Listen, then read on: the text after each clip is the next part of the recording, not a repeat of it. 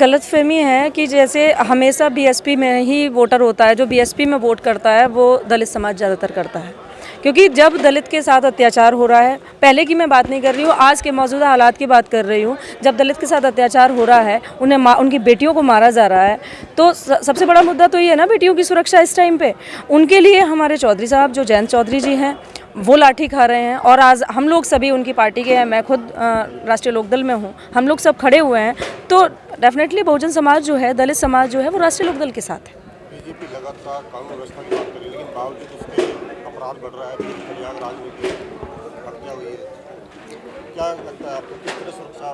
प्रदान कर रहे हैं? नहीं, ये सुरक्षा नहीं कर रहे। एक्चुअली हम लोग बहुत टाइम के बाद, जब ये भाजपा का लास्ट टाइम चल रहा है, हम लोग जब समझ पाए, पूरा देश उस टाइम पे समझ पाया, इन्होंने तो शुरू में ही कर दिया था। जैसे पहले इन्होंने कहा था बेटी बचाओ बेटी पढ़ाओ, ये चेतावनी थी, नारा नहीं था, और उसके बाद इन्होंने कहा ना कि अच्छे दिन आएंगे, पर कभी इन्होंने टाइम नहीं बताया, सिर्फ इसलिए क्योंकि कुछ होना ही नहीं था अच्छा। और ये सिर्फ बात करते हैं, जो 12 बजे रात की बात करते हैं और 12 बजे दिन में दलित बेटी के साथ हो जाता है,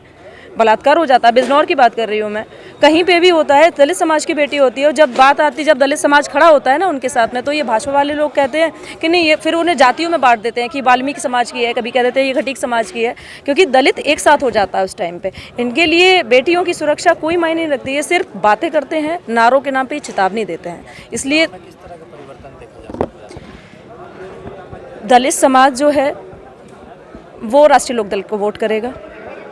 बाकी जितने भी अदर समाज के, अगर मुस्लिम्स की भी बात करूं मैं, और भी समाज जो है वो वोट राष्ट्रीय लोकदल को करेगा, क्योंकि इस टाइम पे जो